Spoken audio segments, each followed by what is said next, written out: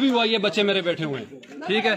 मैं खुद सौजी करने जा रहा हूँ, कमिश्नर मुजफ्फराबाद, तहसीलदार मुजफ्फराबाद जिम्मेदार है, या मैं फिल फॉर हमारा घर खोलें और रिकॉर्ड की दुरुस्ती करें, अदरवाइज हमें हिंदुस्तान इंडिया से मदद करते हैं, हम मोदी से मदद तलब कर रहे हैं कि आओ और इनको सीधा करो, ये रकबे तुम्हारे हैं मोदी, ये सिखों के गैर मुस्लिमों के रकबे हैं, किसी के बाप के नहीं है, किसी की माँ को जहेज में नहीं मिले हुए। तो मैं दुश्मन से मदद मांगूंगा, इंडिया से मदद मांगूंगा। इतना गुस्से में था ये कि मोदी को याद करने लग गया। ये एक मैं कहूंगा कि इट्स अलार्मिंग सिचुएशन। यहाँ पे मोदी जी को क्यों पुकारा जा रहा है, या इंडियन हुकूमत को या फिर इंडिया को पुकारने का मतलब क्या है? कि हमने बांग्लादेश में किया, हमने उससे सबक नहीं सीखा, उसके बाद हमने बलूचिस्तान में किया, उससे हमने सबक नहीं सीखा, खैबर पुख्तनख्वा में किया, उससे हमने सबक नहीं सीखा, अब मेरे ख्याल में कश्मीर के साथ करें, लेकिन उससे भी हम सबक नहीं सीख रहे।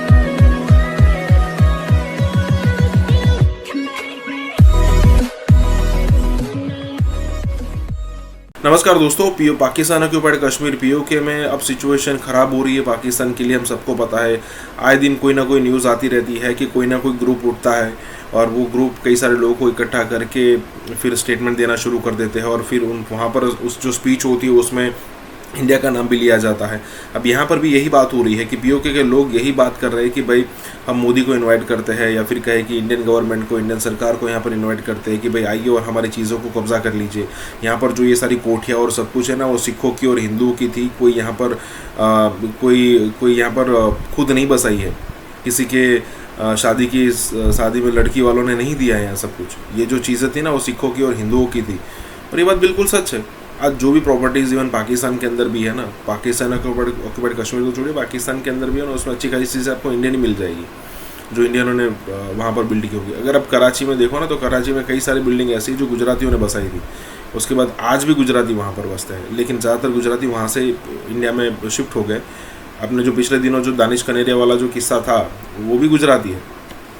यहाँ पर यही बात हो रही है, इसी के साथ ये वीडियो शुरू करता है। लेकिन यहाँ पर ये वाली आवाजें कि मैं जो Indian prime minister Modi ji हैं, उनसे रिक्वेस्ट करता हूं कि ये जो यहाँ पे नॉन मुस्लिम्स के प्रॉपर्टीज हैं, ये आपका हक है, ये आपका इलाका है। ये एक मैं कहूंगा कि इट्स अलार्मिंग सिचुएशन। लेकिन एक एक करके, जिसे कहते हैं ना, कहा जाता है कि कतरा कतरा मिलकर दरिया बनता है, और दरिया मिलकर फिर समंदर में जाते हैं, समंदर बनता है। यहाँ पे मोदी जी को क्यों पुकारा जा रहा है, या इंडियन हुकूमत को या फिर इंडिया को पुकारने का मतलब क्या है? मतलब ये है कि जब आप अपने लोगों को, अपने लोगों के साथ शायद उस तरह का जस्टिस नहीं करते, या उनकी जो बुनियादी जरूरतें हैं उसको पूरा नहीं करते, उनके साथ ज्यादती करते हैं, तो फिर वो कहीं और जाकर देखते हैं। मैं अक्सर बात करता हूं कि हमने बांग्लादेश में किया, हमने उससे सबक नहीं सीखा, उसके बाद हमने बलूचिस्तान में किया, उससे हमने सबक नहीं सीखा, खैबर पुख्तनख्वा में किया, उससे हमने सबक नहीं सीखा, अब मेरे ख्याल में कश्मीर के साथ करें, लेकिन उससे भी हम सबक नहीं सीख रहे। तो बॉर्डर के उस पार भेज देना चाहिए, इसको पता चले इंडिया कितना अच्छा है, भारत वाले कितने अच्छे हैं। हुकूमत को जरूर, इदारों को जरूर इसके खिलाफ कार्रवाई करनी चाहिए। जी हिलाली साहब, यही कुछ हो रहा है। फिर हम देख रहे हैं जब क़यादत की जानिब से इस तरह के जुमले आते हैं तो फिर नीचे तक इफेक्ट आता है उसका।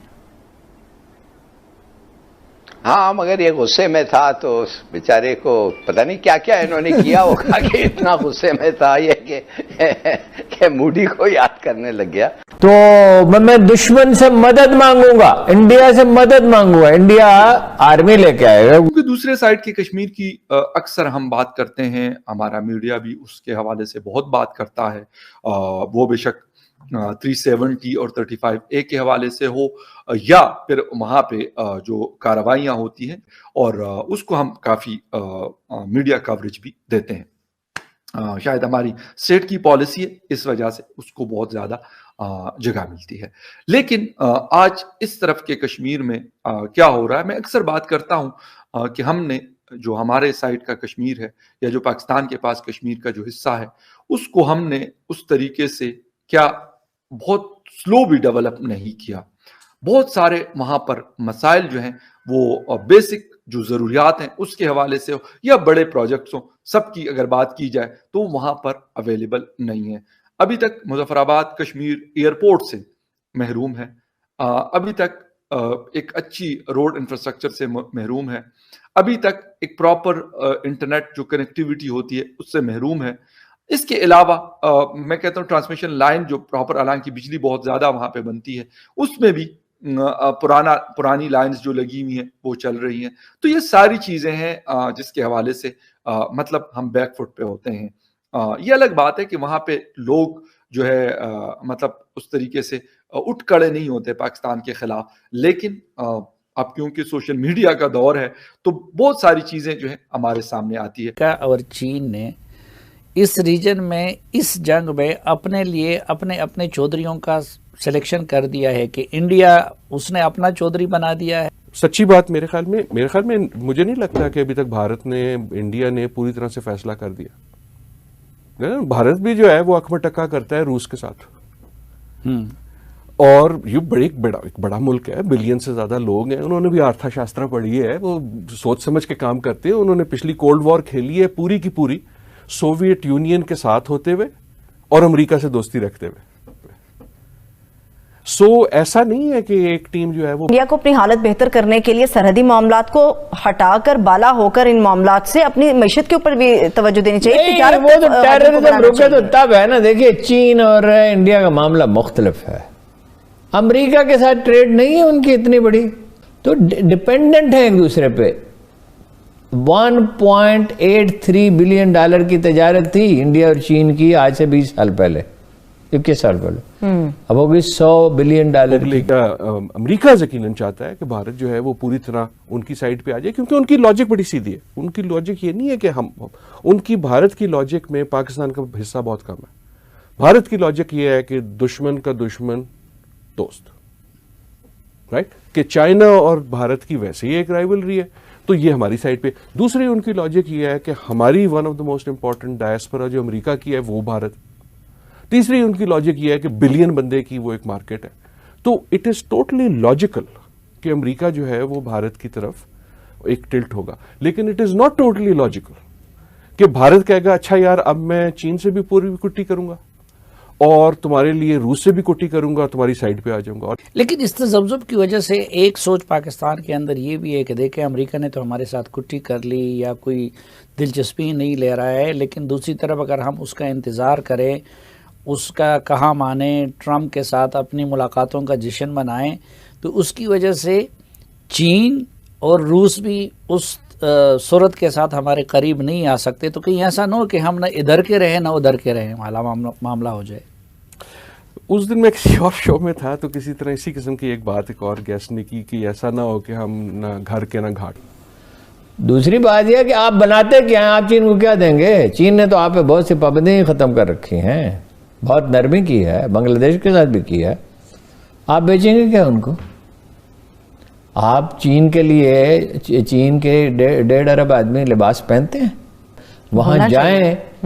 मतलब मैंने एक इस्लामाबाद के इंडस्ट्रियलिस्ट ने मुझे बताया, one of the top industries, कि एक सिख आया, उसने कहा जितना कपड़ा आप बना सकते हैं बना लें, जितना भेज सकते हैं भेज दें। इंडिया तो इजाजत नहीं देता, रुकावट होंगे उतना आप पे प्रेशर होगा। अगर आप ताकतवर होते तो दोनों आपको जो है गाजरे दिखा रहे होते, क्योंकि हम ताकतवर नहीं है, दोनों चीन और अमेरिका आपको सोटियां दिखा रहे हैं। लेकिन इस वक्त एक तरफ अफगानिस्तान हमारी लाइबिलिटी हो गई है, उसमें अगर अमेरिका ताउन नहीं करता, हमारी अपनी इक्तिसादी हालत यहाँ तक आ गई है, IMF ये सारी चीज़ें अमेरिका के कंट्रोल में हैं, तो अगर वो भी हमें स्क्वीज़ कर लेता है और इस दौरान हमने चीन के साथ मुकम्मल अपनी दोस्ती को भी पक्कीदा कर दिया हो कि उधर से कोई रिलीफ मिले, तो पाकिस्तान ख़राब नहीं हो जाएगा? ख़राब तो होगा जी, ये तो हमारी कमज़ोरी का, इसलिए नहीं होगा कि चीन या अमेरिका करेगा ख़राब, इसलिए होगा कि हमारी अपनी जो इक्तिसादी कमज़ोरी है। देखें मुल्क जो होते हैं उनकी ताकत इसलिए नहीं होती कि दोस्त कौन है, वो इसलिए होती है कि उनके अंदर क्या है। लेकिन आपने जो बात की बिल्कुल दुरुस्त है, या FATF देख लें या आप IMF देख लें, चलें अफगानिस्तान को छोड़ते हैं वो ज़्यादा सियासी है, या आपने इक्तिसादी पे रहना है तो चीन की तरफ से CPEC देख लें। इस वक्त जो है क्योंकि हम कमज़ोर हैं और क्योंकि हमारी हिस्ट्री ये है कि हम जो है एलाई हो जाते हैं बड़ी जल्दी, तो दोनों आप पे प्रेशर टैक्टिक ज्यादा डाल रहे हैं। आपको तोहफे लेके कोई भी नहीं आ रहा। नहीं, तोहफे तो नहीं दे रहे, लेकिन एक तरफ देख के हम मिन्नत अल्लाह कर रहे हैं, अमरीकी एंगेजमेंट के लिए तैयार नहीं है। औरंगजेब आता है तो शिवाजी भी उठ खड़े होते हैं। अगर कोई सालार मसूद इधर बढ़ता है तो राजा सुहेलदेव जैसे वीर योद्धा उसे हमारी एकता की ताकत का एहसास करा। काशी का टेम्पल बनारस में, यानी the oldest city of the world, continuous living city of the world, वो सामने लिखा हुआ है काशी का टेम्पल है, ये बनारस है, ये मक्का है हिंदुओं का। पावर तो इंडिया के पास था भाई, सारी न्यूमरोलॉजी, सारे नंबर सिस्टम, कुरान के हर पेज पे जो नंबर है, it is an Indian number.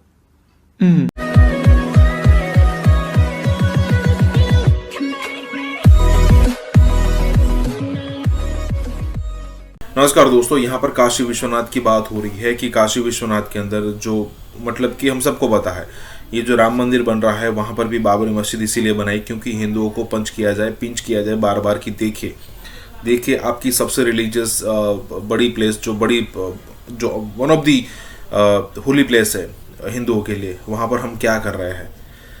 उसके बाद अगर आप काशी देखो, काशी विश्वनाथ, तो वहाँ पर भी आपको दिखेगा ज्ञानवापी हो रही है सब कुछ, ठीक है। और भी है 2-3 है जो बड़ी है, वैसे तो हज़ारों में जाएंगे।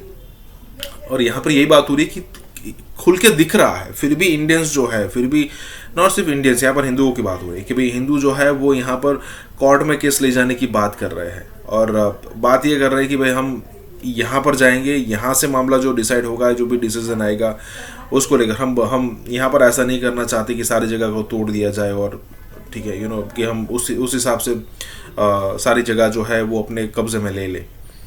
कितने साल वेट की है राम मंदिर के लिए भी। और मान लीजिए कि अगर मोदी सरकार नहीं भी होती, यहाँ पर कांग्रेस होती, तो मुझे नहीं लगता कि ये डिसीजन हिंदुओं के फेवर में आता। वो किसी न किसी तरीके से यहाँ पर मैनिपुलेशन करती कांग्रेस। इसी के साथ ही वीडियो शुरू करते हैं। काशी विश्वनाथ टेम्पल से स्टार्ट लेते हैं और आप हमें जरा बताइए कि ये क्या है और क्या हिस्ट्री है इसकी, और दोबारा से ये क्या किया जा रहा है। मैंने देखा था संडे को आई थिंक मोदी जी गए थे वहां पे और ओपनिंग वगैरह कर रहे थे। काशी का टेम्पल बनारस में, यानी the oldest city of the world, continuous living city of the world, ये बनारस है, ये मक्का है हिंदुओं का। इसने कहा था बाबरी मस्जिद को बनाने को। भाई ना तू पैदा हुआ ना तू मरा वहां, तुमने जो लिखा हिंदुओं और इंडियंस के खिलाफ लिखा कि बदसूरत लोग होते हैं, काले होते हैं, बंदरों की तरह होते हैं, ये लिख रहा बाबर, और वो मस्जिद बना गया वहां और चले गए और 500 साल तक लड़ता रहा। अरे भाई बाबर ने बनाई है, कोई मजाक की बात नहीं, बाबर के लिए तो मर जाएंगे हम। अबे जा मर जा, खुदा के वास्ते जान छोड़। कितने लोगों को मार के एंड में बात वही आई, खड़े हो गए, उन्होंने पूरी मस्जिद गिरा दी। पाकिस्तान ने भी भेजे फिर ISI के लोग वहां टेरर फैलाने के लिए। There was an attack done on that place. दोनों को अलाउंस था कि आप बना लें साथ में साथ। India is a country of compromise, साथ बना लो, जान छोड़ो, चिक मत करो ना। मंदिर तो नहीं बनने देंगे। उनका जवाब था मंदिर यहीं बनेगा। मैंने 2-3 साल तक मैं ग्रीटिंग करता था, मंदिर वहीं बनेगा। कोई तो सच बोलना सीख रहे। तो शायद कानून तो नहीं है, लेकिन हम लोगों ने बनाया कि जिसके हाथ में पावर है वही सारा कुछ कर रहा होता है। अगर US के हाथ में पावर है तो दुनिया में जहां मर्जी हमला कर देता है, जहां मर्जी कुछ भी कर लेता है। तो शायद इसी तरीके से बाबर था या जितने भी लोग गुजरे हैं मुगल्स के, तो उन्होंने भी यही किया कि उस वक्त उनके हाथ में पावर थी तो उन्होंने ये किया। अब पावर बैक टू द मतलब हिंदू कम्युनिटी या जो बीजेपी है या जो भी है, तो अब उन्होंने वही मतलब उसको रिवर्स कर रहे हैं। पावर तो इंडिया के पास था भाई, सारी न्यूमरोलॉजी, सारे नंबर सिस्टम, कुरान के हर पेज पे जो नंबर है, it is an Indian number. लेकिन को कुरान पढ़े तो उससे समझ में आए ना। तो अच्छा, कुरान को गलत ऑर्डर में दिया एक तो, फिर उसके 30 पारे बनाए और फिर 30वां पारा पहले पढ़ा दिया जो सबसे और झूम झूम के पढ़ रहा है। भाई तू पढ़ क्या रहा है?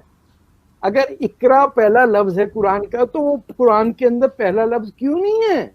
दिन काशी से मुसलमानों का कंट्रोल हटेगा, जिसे साउथ अफ्रीका में कहते हैं ट्रूथ एंड रेकन्सिलिएशन। जुल्म करने वाला, माइनॉरिटी रूल रखने वाला पहला एडमिट करता है, ट्रूथ इस्टेब्लिश करता है, फिर विक्टिम पार्टी रेकन्साइल करती है। ये मंदिर तोड़ने के बाद हिंदू को गाली दे रहे हैं। वो हिंदुइज्म का जो बेसिक फलसफा है, नॉट टू क्रिएट ट्रबल, उससे पूरा एडवांटेज उठाया हमारे गांधी साहब के जी के जो गुंडा साहब के, अरे डरपोक सब्जी खाता है ना। एक अजीब मेंटालिटी है कि ये सब्जी दाल खाता है, ये तो कमजोर होगा, इसीलिए पूरा अमेरिका सब्जी दाल खाने के चक्कर में पड़ा हुआ इस वक्त, टू सेव द वर्ल्ड। ये खा रहे हैं। आप पूरी दुनिया में कोई नहीं खाता भैंस का गोश्त, मुसलमान, ना अफगानिस्तान में, ना बांग्लादेश में, ना इंडोनेशिया में, हर जगह prophet Muhammad said this animal is there for you to get milk, do not eat the cow, it is poison for you. आपने क्या कहा? अरे भैया भाई हिंदू को भी चढ़ाना है, हिंदू का भी मुकाला करना है, मैं काटो काटे। अरे भाई तो बकरे खा ले जितना खाना है, तेरे पास पैसे इतना कहाँ है जो तू बकरे खाएगा? लोएस्ट इनकम ब्रैकेट में आ रहे हैं। कि जितनी ताकत मोदी सरकार ने इस्तेमाल की है, मेरा ख्याल में पिछले 60-70 साल से किसी और हुकूमत ने इतनी ताकत इस्तेमाल नहीं की। हिंदुस्तान जो है, पहली बात यह है कि वो 370 एंड 35A को दोबारा से इन्वोक करने या 5 अगस्त की कॉन्स्टिट्यूशनल चेंजेस को वापस लेने नहीं जा रहा। एक चीज जो बड़ी अहम है, और वो ये अहम है कि जो इंडियंस हैं, जो किसी थर्ड पार्टी इन्वॉल्वमेंट है उसको पसंद नहीं करते, क्योंकि आपको पता है कि इंडिया अपना एक वो जो रीजनल और जो राइजिंग स्टेटस है उसको they want to enjoy it. मुझे ऐसी कोई उम्मीद नजर नहीं आती कि इतनी बड़ी तब्दीली के लिए कोई दबाव हिंदुस्तान पर है, या बाइडेन गवर्नमेंट जो है, बाइडेन एडमिनिस्ट्रेशन किसी किस्म का ऐसा दबाव उन पर डालने जा रही है, क्योंकि हिंदुस्तान की उन्हें जरूरत है।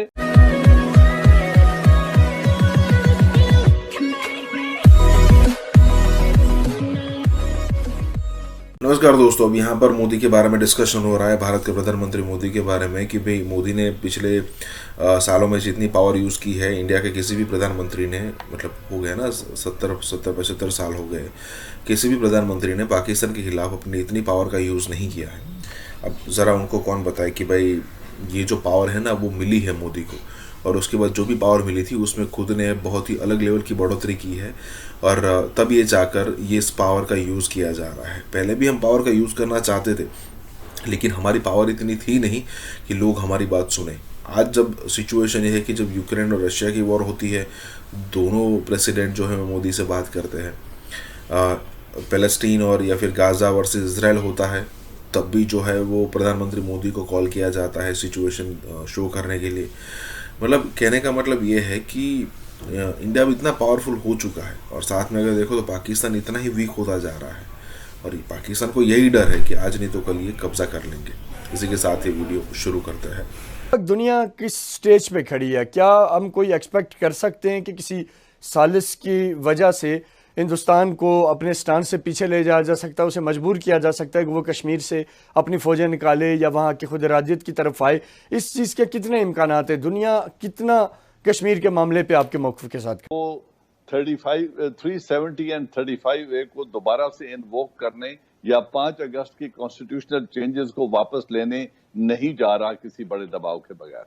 अगर ऐसा नहीं है तो फिर बायलैटरलिज्म में मुझे कोई दम नजर नहीं आता कि अगर पाकिस्तान और हिंदुस्तान फर्स्ट ऑफ ऑल तो एग्री नहीं करेगा, अगर वो एग्री कर भी जाए तो विदाउट स्टेपिंग बैक उन तब्दीलियों के बगैर पाकिस्तान डायलॉग में एंगेज नहीं करेगा, और न करने का कोई फायदा है। अगर आप देखें कि भारत जो है, भारत को जो वेस्टर्न वर्ल्ड है वो चाहती है कि चाइना के खिलाफ उसको खड़ा किया जाए।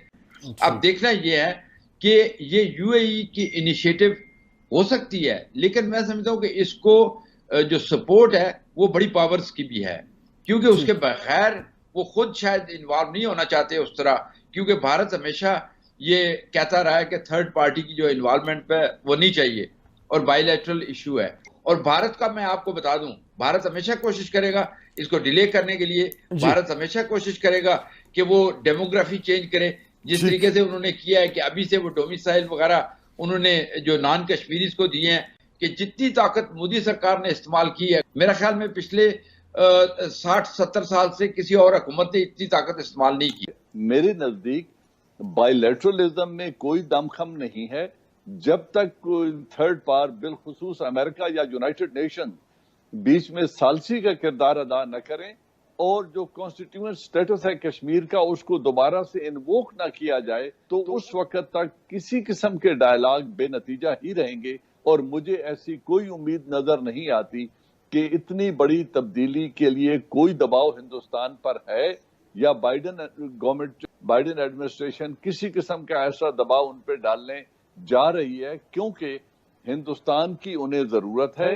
जो रीजनल डेवलपमेंट्स हैं, जो इंटरनेशनल पॉलिटिक्स है, जो चाइना की एंगेजमेंट है और जो अफगानिस्तान में डेवलपमेंट्स हो जा रही हैं, उनमें हिंदुस्तान ने एक रोल प्ले करना है। इस वक्त मौजूद हैं कमर चीमा साहब, जो कि बड़ी गहरी नजर रखते हैं पाकिस्तान और भारत के ताल्लुकात पे। एक चीज जो बड़ी अहम है, और वो ये अहम है कि जो इंडियंस हैं, they do not trust anyone, they don't talk to anyone. For example, वो अपनी जो किसी थर्ड पार्टी इन्वॉल्वमेंट है उसको पसंद नहीं करते, क्योंकि आपको पता है कि इंडिया अपना एक वो जो रीजनल और जो राइजिंग स्टेटस है उसको they want to enjoy it and they believe कि it is very much important for them. So वो कहते हैं हमें किसी की मदद की जरूरत नहीं है। हाँ, they like a push from somewhere, शायद वो किसी का पुश इस्तेमाल कर लेते हैं, जैसे कि यूएई का पुश इस्तेमाल कर लिया। वो इसलिए कि जारी बात है इंडिया जो है वो यूएई का इंपॉर्टेंट पार्टनर है और आप सिंपली नो नहीं कह सकते। इंटरनेशनल रिलेशंस में आप किसी को सिंपली नो नहीं कह सकते कि जनाब अभी हमने इनसे बात ही नहीं करनी या नहीं हम ये करेंगे नहीं।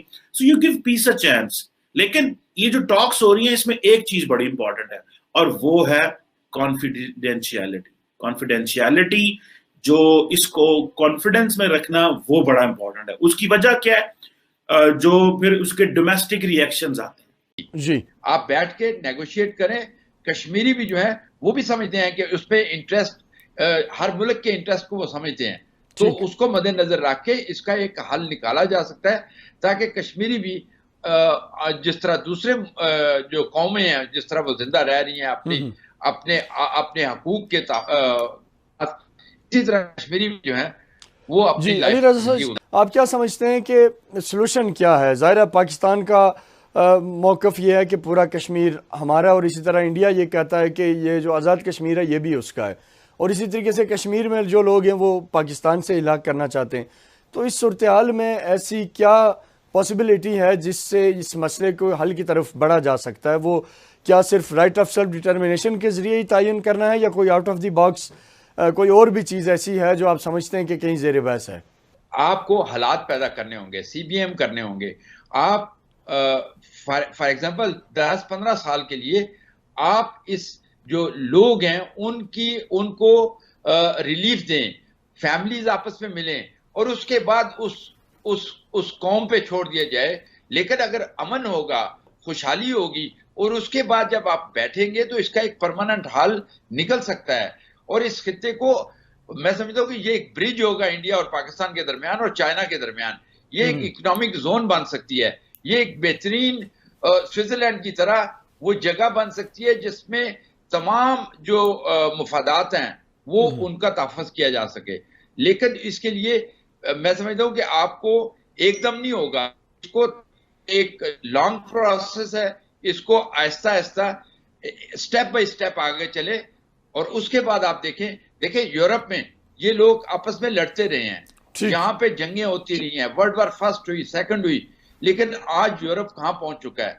कुछ चीजें इख्तलाफात आज भी हैं, सारा कुछ है, लेकिन उसके बावजूद ये कौमें तरक्की कर रही हैं। हमें देखना होगा कि अगर हम अपने अवाम की, चाहे वो इंडियंस हो, चाहे वो पाकिस्तानी हो, चाहे वो चाइनीज हो, अफगानी हो, जितने भी उस खित्ते के लोग हैं, उनकी तरक्की के लिए ये शर्त है कि कश्मीर का मसला हल हो। मईशत तबाह हो चुकी है विद दिस लीडरशिप। आपका ख्याल है ये एस्टेब्लिशमेंट विदाउट मनी ये चल सकती है? इनकी वेपन्स, इनकी फ्यूल, आपका क्या ख्याल है ये इंडिया के साथ ये LOC के ऊपर क्यों जाके ये सेटलमेंट हुई है कि चलो जी, कांट अफोर्ड इट। इंडिया तो फिर और देर थोड़ी देर खींच लेता। We can't afford this sort of conflict. होता है कि जनाब इंडिया के अंदर इंडिया मीडिया शोर डाल देता है कि लो जी पाकिस्तान तो क्लाइम डाउन कर गया, पाकिस्तान का तो एक मौकफ था वो छोड़ दिया और वो क्लाइम डाउन कर गया। वो इतना मासूम है, इतना बेजरर है, उसका अपना कोई अकल नहीं है, उसके कनपटी पे बंदूक रखी हुई है, ये क्या बात हो रही है? मुर्तजा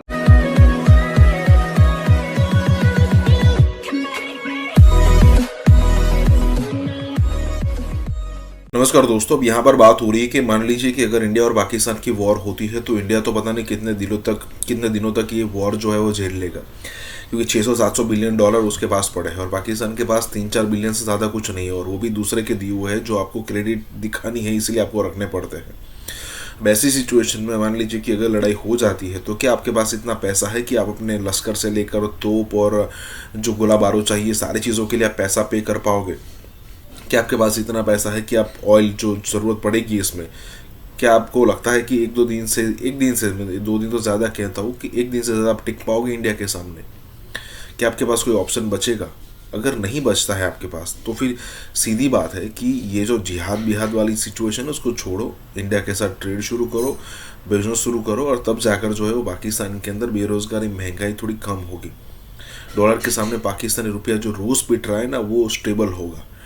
उसके बाद जो पेट्रोल और डीजल की प्राइसेस जो बढ़ रही है ना वो स्टेबल होगी। इन शॉर्ट पाकिस्तानी जनता को अलग अलग एंगल से, बहुत ही ज़्यादा एंगल से बेनिफिट्स होना शुरू होंगे, लेकिन पता नहीं ये समझ में हमें आ रहा है, उनको क्यों नहीं आ रहा। इसी के साथ ये वीडियो शुरू करता है कि बड़े मुश्किल हालात आ गए सिर्फ कहने के साथ कि हम जो है अब जियो इकोनॉमिक्स की तरफ जा रहे हैं।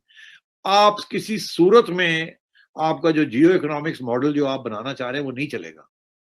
उसकी वजह कि आपकी जियो स्ट्रैटेजी जो है वो अभी तक भी वही पुरानी है, उसमें तब्दीली नहीं आई और ना ही उसमें तब्दीली आने का इम्कान है, बिकॉज आप में इतनी कुव्वत ही नहीं है कि 70 साल से आपने एक चीज चलाई है, आपको समझ नहीं आ रही कि किस तरीके से उसको खत्म करना है। वो जो जियो स्ट्रैटेजी है, अगर आप उसमें कोई तब्दीली लाना चाह रहे हैं तो वो सवाए एक पॉपुलर प्राइम मिनिस्टर के जो कड़वा घूट करके आपके साथ इत्तेफाक करे और आपका रुख जो है जो आप खुद चेंज करना चाहते हैं, अगर आपको समझ नहीं आ रही है, ना ही आप वो क्रिटिसिज्म बर्दाश्त कर रहे हैं, वो करे। वो इमरान खान नहीं है जी, नवाज शरीफ है। मईशत तबाह हो चुकी है विद दिस लीडरशिप। आपका ख्याल है ये एस्टेब्लिशमेंट विदाउट मनी ये चल सकती है? इनकी वेपन्स, इनकी फ्यूल, आपका क्या ख्याल है ये इंडिया के साथ ये LOC के ऊपर क्यों जाके ये सेटलमेंट हुई है कि चलो जी, कांट अफोर्ड इट। इंडिया तो फिर और देर थोड़ी देर खींच लेता। We can't afford this sort of conflict, और इसीलिए जियो इकोनॉमिक्स की बातें शुरू होगी। This has been a total failure. एक कैप्टन होता है, वो एक टीम बनाता है, टीम को वो लीड करता है। यहां तो ऐसी सूरत हाल है ही नहीं, ना कैप्टन ने टीम सेलेक्ट की है, कैप्टन खुद जो है वो मेरिट पे नहीं आया, तो वो कैप्टन ने कौन सी टीम बनानी है और वो टीम कैसे काम करेगी? वो टीम तो कभी इधर देख रही है, वो उधर देख रही है, कोई इधर देख रहा है, कोई उधर देख रहा है, और हर एक बंदा जो आता है जिस तरीके से निकाला जाता है वो जैसे आता है वैसे ही चला जाता है, पता ही नहीं चला एक दिन आ गया दूसरे दिन छुट्टी हो गई। तो ये सूरत हाल है। तो ये टीम तो है नहीं यहाँ, और टीम के बगैर पाकिस्तान चल नहीं सकता। हमें एक दिन कहा जाता है कि जी कॉमर्स मिनिस्ट्री जिसके इंचार्ज खुद प्राइम मिनिस्टर साहब हैं, उन्होंने एक समरी मूव की है जिसमें उस समरी के अंदर उन्होंने ये कहा है कि इंडिया के साथ ये कॉटन इंपोर्ट जो है उसको इजाजत दी जाए। कॉटन और शुगर, चीनी और कपास, शुगर और जो इजाजत दी जाए। क्यों? क्योंकि इसमें अवाम की बेहतरी है। उसके बाद क्या होता है? उसके बाद ये होता है कि जनाब इंडिया के अंदर इंडिया मीडिया शोर डाल देता है कि लो जी पाकिस्तान तो क्लाइम डाउन कर गया, पाकिस्तान का तो एक मौकफ था वो छोड़ दिया और वो क्लाइम डाउन कर गया। लो जी लो, बिस्त होगी पाकिस्तान। यहाँ का मीडिया लोग शोर डाल देते हैं, एक ही की था, आप तो कह रहे थे कि सवाल ही पैदा नहीं होता तजारत का। अब तो यहाँ आपने तो एक तरफ तो आर्मी चीफ ने ये बयान दे दिया है कि जी अब जियो इकोनॉमिक्स होगी और जियो स्ट्रेटेजी बात की बात है, और हम अपना घर भी ठीक करने लगे हैं। पता नहीं इसका मतलब क्या है, मगर वो चले हम ठीक करने लगे, और दुश्मनियां रीजन के अंदर नहीं होनी चाहिए। अच्छा, इसका ये मतलब है कि हिंदुस्तान के साथ भी दुश्मनी कम की जाए फौरी तौर पे। यहाँ तो ये स्पेकुलेशन शुरू की हाई कमिश्नर भी वापस आ रहे हैं, तजारत ही खुल रही है जी, पूरा ट्रेड ही खुलने शुरू हो गया है। अच्छा जी, ओहो हो, पीछे बैक चैनल भी चल रही है, और जी फलाने ने ये कहा, फलाने ने ये कहा, इसका मतलब है कि वो सऊदी अरेबिया का भी रोल है, यूएई का भी रोल है, अमेरिका का भी रोल है, लो जी कुछ होने जा रहा है। तो ये सारा एक माहौल बन गया ना। उस माहौल के अंदर ऐसे लगा कि आपने अपना एक असूली जो बयान था वो छोड़ दिया, और आप रातों रात आपने, और नेशनल सिक्योरिटी एस्टेब्लिशमेंट ने, गवर्नमेंट ने एक बहुत बड़ी यू टर्न ले ली।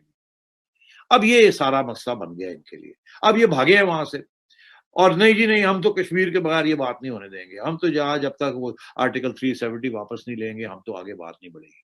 अब ये आके फंस गए। अच्छा, अब जिन लोगों ने इनकी जो बातचीत शुरू कराई थी, उनका तो बहुत वसी किस्म के मकसद थे ना, कि ये बात फिर से आहिस्ता आहिस्ता ये डेवलपमेंट्स हों कुछ, ताकि बात आगे बढ़े, क्योंकि अमेरिका का भी इंटरेस्ट है, सबका ही इंटरेस्ट है कि यहाँ आप कोई लड़ाई झगड़े ना हो, क्योंकि यहाँ अफगानिस्तान के अंदर कुछ रद्दोबदल होनी है, वहां कुछ पाकिस्तान की जरूरत है, यहाँ परेशानियां ना हो। तो वो तो अब सारा एजेंडा जो है खतरे में आ गया, बिकॉज ये अब चीज आगे नहीं जाएगी। तो मैं ये समझता हूँ कि ये जो जियो इकोनॉमिक्स वाला जो फलसफा आर्मी चीफ ने जो बयान किया है, ये भी अब खतरे में आ गया है, बिकॉज जो थोड़ी बहुत पेशकदमी होनी थी हिंदुस्तान के साथ, वो रुक गई है। वजीर बुरे हैं, एस्टेब्लिशमेंट ने इसको इस रास्ते पे लगा दिया है, वो इतना मासूम है, इतना बेजरर है, उसका अपना कोई अकल नहीं है, उसके कनपटी पे बंदूक रखी हुई है, ये क्या बात हो रही है? मुर्तजा, इमरान खान में अकल नहीं है, तो मैंने to give you an answer.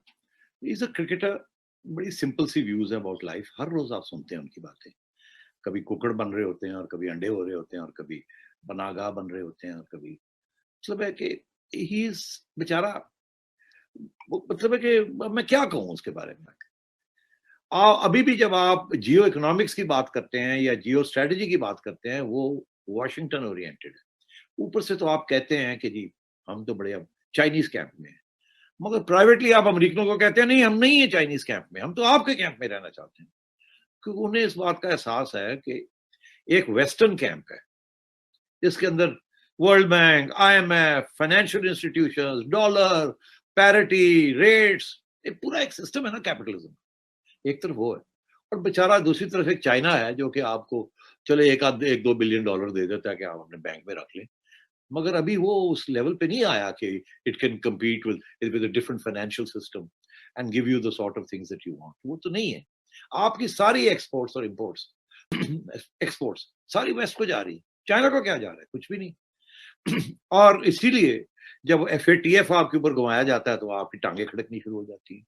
इसी तरीके के साथ जब आपके ऊपर सैंक्शंस लगते हैं, न्यूक्लियर ओरिएंटेड या कोई और, तो आपको समझ नहीं आती अब कहाँ जाएंगे, आप भाग जाते हैं वहां जाके सॉरी करना शुरू कर दी। और चाइना जो है, कभी वो उनका वजीर सफीर जो है वो जरदारी साहब को मिलने चला जाता है, कभी वो एहसन इकबाल को मिलने चला जाता है कि भाई हो क्या रहा है यहाँ। तो बात ये है कि आप ना इधर के रहे ना उधर के रहे, और ये कंफ्यूजन जो है ये आपकी एस्टेब्लिशमेंट के अंदर है, बिकॉज ये उनका जॉब ही नहीं था टू बिगिन विद। वो तो एक जमाने से एक ही जॉब कर रहे थे।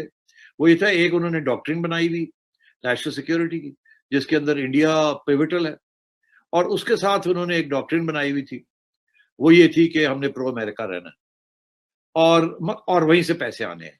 क्योंकि देखिए ना, 3 साल जब मिलिट्री गवर्नमेंट रही तो वहीं से पैसे आए। देखिए, भारत क्यों हमसे बात करना चाहता है? नंबर 1, क्या हम दे सकते हैं भारत को जो भारत हमारी बात मानेगा? इसमें आज कश्मीर जो है अब वो इंडेफिनिट पीरियड के लिए आपके पास नहीं है जो मांग। मेज के ऊपर हमारी कारकर्दगी जितना मैंने पढ़ा है या आप लोगों से सुना है, वो कोई बहुत अच्छी तो नहीं थी। टेबल के ऊपर तो भारत बहुत शातिर है, और वो कश्मीर कहीं एजेंडे पे है जरूर, लेकिन बहुत दूर है। पाकिस्तान ने कश्मीर के लिए किया क्या है?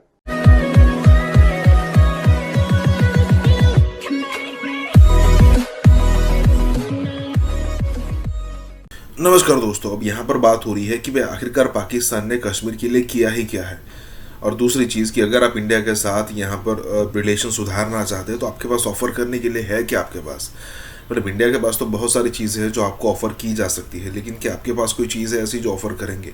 चलो वो छोड़िए, अगर लड़ाइयाँ यहाँ पर होती है इंडिया और पाकिस्तान के बीच में, तो आपके पास क्या एक भी ऐसा पॉइंट है जिससे इंडिया डरेगा? एक भी है ऐसा काउंटर आपके पास जिसे इंडिया सोचने पर मजबूर होगा कि अगर पाकिस्तान ने ये चीज़ यूज़ की तो हमें उसके पास उसका जवाब, जैसे 1971 के अंदर आपकी सबमरीन थी, ठीक है, तो अब क्या उसके बारे में इंडिया ने डेफिनेटली प्लान्स बनाए थे और उसी के बाद आपकी जो सबमरीन थी उसको डुबाया गया था बंगाल की खाड़ी में। कहने का मतलब यह है कि क्या है आपके पास ऑफर करने के लिए इंडिया के लिए, जबकि आप सिर्फ और सिर्फ भीख मांगते हैं। मतलब इंडिया से भी आप लिख के ले लीजिए कि इंडिया से अगर दोस्ती होती ना तो 10-15 बिलियन डॉलर वो हमसे ले चुके होते, और अगर आज भी अगर रिलेशन सुधरते हैं ना तो दूसरे दिन उनका पीएम मांगने आ जाएगा। इसी के साथ ये वीडियो शुरू करते हैं। इशू है पाकिस्तान की एस्टेब्लिशमेंट अब डिफरेंट तरीके से देखना चाहती है। वो ये चाहते हैं कि भारत पे एतबार किया जाए, और भारत ने जो हमारे साथ मुज़ाकरात में जाने का खुद फैसला किया है और पाकिस्तान को ऑफर करवाई है कि आए मुज़ाकरात में मामला हल करते हैं, आपस में बैठ के मुज़ाकरात करते हैं और दूसरी चीज़ों में आगे निकल जाते हैं, कश्मीर को पीछे रख देते हैं, क्योंकि भारत ऐसी कोई गारंटी नहीं दे रहा कि कश्मीर को हम पहले करेंगे। और ये गारंटी पाकिस्तानी भी सोर्सेज से जिनसे हमारी बात हुई है वो कह रहे हैं हम भी आपको ये गारंटी नहीं दे सकते कि कश्मीर पहले होगा। बस ठीक है, हो जाएगी जब कश्मीर की बात होगी। कश्मीर कोई प्रायोरिटी नहीं होगा इन मुज़ाकरात में, इसकी खातिर आप जमा रखें, पाकिस्तान का मीडिया भी और पाकिस्तान भी, और भारत ये होने भी नहीं देगा। मोमेंटम इसका टूट जाएगा, भारत को सांस लेने का मौका मिलेगा, जिन चीजों में फंसा है उसमें से निकल जाएगा। और तीसरा, भारत का जो है वो जब मर्जी चाहेगा मुज़ाकरात खत्म कर देगा, कोई गारंटर तो है नहीं। आप कैसे एतबार कर सकते हैं सर? हम जो भी कर रहे हैं मैं नहीं समझता कि हम ठीक कर रहे हैं। मुझे ये समझ नहीं आ रही, आज तक मुझे कोई एक्सप्लेन नहीं कर सका कि भारत इस सिलसिले में क्यों पहल करेगा। अगर हम मुज़ाकरात पे जाएंगे तो हम भारत को क्या देने को तैयार हैं जो भारत हमारी बात मान जाएगा। ये दो दोस्तों का या दो मिसाइलों की बात नहीं है, दो मुल्कों की बात है, दो कौमों की बात है, दोनों की एक तारीख है ये। और इस वक्त जिस तरीके से भारत के ऊपर एक खास किस्म का माइंडसेट मुसलत हुआ है और ये बड़ी मुश्किल से लेके आए हैं उसको, और इसके कतई नजर इसके कि चाहे वो ये बीजेपी है या कांग्रेस है, दोनों के मकासद में कभी फर्क नहीं पड़ा। दोनों बैठ के करेंगे क्या हम दे सकते हैं भारत को जो भारत हमारी बात मानेगा। इसमें आप कश्मीर जो है अब वो इंडेफिनिट पीरियड के लिए आपके पास नहीं है, जो मसला ये है। इस वक्त मामला गर्म है, नंबर एक। नंबर दो, भारत जिस तरीके से मकबूजा कश्मीर की आबादी का तनासुब चेंज कर रहा है, क्या उसने रोक दिया? जनरल साहब, आपको लगता है कि हम भारत की मदद करेंगे अगर इस वक्त उसको मौका देंगे सांस लेने का? तो मैं आपसे कह रहा हूँ, मैं आज से नहीं कह रहा हूँ, शुरू दिन से कह रहा हूँ ये हमने बहुत बड़ी गलती की है। कोर्स अमन की ख्वाहिश करना जुर्म नहीं है। अमन के लिए अमन कोई भीख में नहीं देगा, भारत खास तौर पे अमन आपको भीख में नहीं देगा। कुछ भारत के अपने मसाइल हैं। एवीएम साहब, आपको लगता है कि टेबल पे बैठ के पाकिस्तान ज्यादा मुअस्सर होगा? क्योंकि हमने देखा है मैदान में कभी हम जीते कभी हम हारे, और मैदान में हमारी कारकर्दगी बहुत बेहतर भी रही, लेकिन मेज के ऊपर हमारी कारकर्दगी जितना मैंने पढ़ा है या आप लोगों से सुना है वो कोई बहुत अच्छी तो नहीं थी। टेबल के ऊपर तो भारत बहुत शातिर है। और हाँ, बदकिस्मती से 72 साल में हमने दुश्मनी करके देखा है कि हमें कश्मीर आज़ाद नहीं करा सके। लेकिन मेरा ख्याल है हमें एक चीज़ पे फ़र्क करना पड़ेगा। पहला फ़र्क यह है कि आया हमने भारत के साथ दुश्मनी करनी है या कश्मीरियों के लिए आसानी पैदा करनी। तो ये हमें फ़र्क ये करना है कि हमने भारत को गंदा करना है, भारत के साथ दुश्मनी करनी है, या हमने कश्मीर के लिए आसानी पैदा करनी है और कोई और ऐसा रास्ता इख्तियार करना है जो कि आज तक सामने नहीं आ सका 72-73 साल के अंदर। हमारी सर कोई वे फॉरवर्ड देना, आपके ख्याल में कैसे हम कश्मीरियों के लिए आसानी पैदा कर सकते हैं भारत से बातचीत में? वही मैं कह रहा हूँ, वही मैं कह रहा हूँ। दूसरी बात यह है कि एक और आपने सवाल किया कि हमें क्या यकीन है, हम कैसे एतमाद कर सकते हैं कि वो उठ के चला जाएगा बात छोड़। तो यार आप बात छोड़ के चला जाएगा तो अभी बात छोड़ के वापस आ जाएंगे, यानी आप मोमेंटम टूट जाएगा, दे तो नहीं रहे सर, वो मोमेंटम टूट जाएगा, उसको जो ब्रीदिंग स्पेस चाहिए वो उसको मिल जाएगी, वो अपने आप को बहाल कर देगा। कि कश्मीरी मुझे बार बार ये कहते हैं कि हम पाकिस्तान के बलबूते पे और पाकिस्तान की शय के ऊपर इस जंग को लड़ रहे हैं। हमें ऐसा लगता है कि पाकिस्तान हमें जिस दिन पाकिस्तान हमें छोड़ेगा हमारी पसली टूट जाएगी, उनको ये लगता है। बड़ा पॉपुलर नारा, इसीलिए इसी नहीं नारों ने हमें मरवाया आज। वो कश्मीर कहीं एजेंडे पे है जरूर, लेकिन बहुत दूर है। देखिए, दो तीन चीजें जो मुझे अभी तक समझ नहीं आ सकी कि पाकिस्तान ने कश्मीर के लिए किया क्या है। देखिए, भारत क्यों हमसे बात करना चाहता है, नंबर एक। मुझे ये बात अभी तक समझ नहीं आई कि भारत क्यों इसमें पहल करेगा। अगर भारत को पहल कर रहा है इस सिलसिले में तो कोई वजह है, भारत पहल कर रहा है। क्या हमें वजह वो समझ आ गई है? क्या वो वजह इतनी मजबूत है कि जिससे पाकिस्तान को कुछ हासिल हो सकता है? बिल्कुल ठीक कह रहे हैं शहजाद के नेगोशिएशन पे आप जाते हैं, डरने की कोई जरूरत नहीं है। पाकिस्तान अल्हम्दुलिल्लाह कोई कमजोर है, पाकिस्तान की फौज अपनी जगह पे कायम है, एयरफोर्स सब कुछ अपनी जगह पे कायम है, हवा अपनी जगह पे कायम है। लेकिन जब आप एक किसी चीज को तैयार करते हैं, तैयारी में बड़ा वक्त लगता है। यहाँ पे हालात को यहाँ तक आने में भारत का अपना कसूर ज्यादा है, हमारी उसमें जो कारनामे है बहुत कम है। पाकिस्तान ने सिवाय इसके हम सो कॉल्ड अखलाकी मदद कर रहे हैं या जो भी वो भी कर रहे हैं कि नहीं कर रहे हैं, डिप्लोमेटिक सतह पे पाकिस्तान कुछ कर रहा है कि नहीं कर रहा है। इमरान खान साहब की स्पीच के बाद से लेकर आज तक कौन सा ऐसा कारनामा पाकिस्तान ने इसका अंजाम दे दिया है? ट्रस्ट की बात जो आपने की है इमरान, ये यही कहते हैं सेनेटर्स भी और ये ब्रिटिश पार्लियामेंटेरियंस कि आप दोनों को ट्रस्ट करना पड़ेगा, क्योंकि इसकी जो रेजोल्यूशन है ये दोनों ने रिजॉल्व करनी है। ना ब्रिटिश पार्लियामेंट रिजॉल्व कर सकती है ना अमेरिकन सेनेटर्स, ये भाग जाएंगे, साइड पे हो जाएंगे। हमने दोनों ने बैठ के इतनी लीवरेज एक दोनों को देनी है कि हम भी ट्रस्ट करें और वो हम पे भी ट्रस्ट करें। अब बात आती है इसकी पहल कहाँ होगी? पहल हो गई थी जनरल मुशर्रफ के वक्त के ऊपर, पहली सिंस पार्टीशन। अब उसके बाद गवर्नमेंट चेंज आपकी हो गई, ये एक नए एक पॉलिसी के साथ आए, हिंदुत्व इनका एक आया, फिर अपने अयोध्या का सिचुएशन देखी और उसके बाद रिप्राइजल्स यहाँ से, रिपरकशंस उधर से, फिर आपके ऊपर एक बहुत बड़ा एक तोहमत लगा दिया कि ये जो मुंबई के अटैक्स हैं ये आपने करवाए। कि अभी जो हिंदुस्तान की तरफ से एक इनिशिएटिव आया, it is a good initiative, हमें उसका हाथ पकड़ना है। Because at the end of the day Imran, हम अपने नेबर को चेंज नहीं कर सकते। मैं अपनी पॉलिसी चाइना, अमेरिका और रशिया के साथ शायद चेंज कर लूँ, ये इसके साथ मेरा जो है वो आप कह लो कि जो बंधन है वो हम चेंज नहीं कर सकते। So we have to get on the right path, both of us, on bilateral and mutual respect. जब भी आप नेगोशिएशन के लिए जाते हैं या बातचीत लेके जाते हैं, अगर आप फिक्स्ड एजेंडा, फिक्स्ड पर्पस के साथ जाएंगे, यानी मैं पहले दिन जाके ये चीज़ मांगूंगा या लूंगा, तो फिर वो मुज़ाकरात आप ना ही जाएं तो उससे अच्छी बात है। दूसरी बात यह है कि आपने जाके वहां पे कोशिश करनी है, वहां पे ट्राई करना है, देखना उसके पास क्या है, व्हाट डज ही ऑफर, उसके पास क्या प्लेट के अंदर। नेगोशिएशन है फिक्स्ड पॉइंट्स के साथ नहीं जाती। हमेशा नेगोशिएशन का मतलब होता है आपकी एक पोजीशन है, एक फॉल बैक पोजीशन है, उसकी एक पोजीशन है, उसकी फॉल बैक पोजीशन होगी, आप उसको फिर बार्टर करते हैं, देखते हैं चीज़ों को कैसे बात सौदा कैसे तय होता है। मेरे मन के आता है वो सौदा पूरा होता है कि नहीं होता, तो इसलिए हम एजम्पशन कर लेते हैं इस चीज़ के ऊपर। दूसरी बात, एक चीज़ याद रखें कि हमें इंडिया के साथ या किसी के साथ भी बातचीत करते हुए कभी डरना नहीं चाहिए। We should not be shy. उसकी वजह यह है कि वी नो एग्जैक्टली हम इंडिया से बेहतर किसी और मुल्क के साथ जंग करने के लिए हमारा निज़ाम तैयार नहीं है। अगर हमें कुछ पता है तो हमें पता है कि इंडिया के साथ जंग कैसे करनी है। मिक्स कर देते हैं चीज़ों को। दुश्मनी इंडिया के साथ 72-73 साल वाली पुरानी अपनी जगह पे मौजूद है, हमारे स्ट्रक्चर्स मौजूद है। हमने एक डिवीजन फौज वहां से अपने कश्मीर से या किसी जगह से नहीं हटाई, एक ब्रिगेड नहीं हटाया अभी तक। तो what are you scared of? खौफ किस बात का है?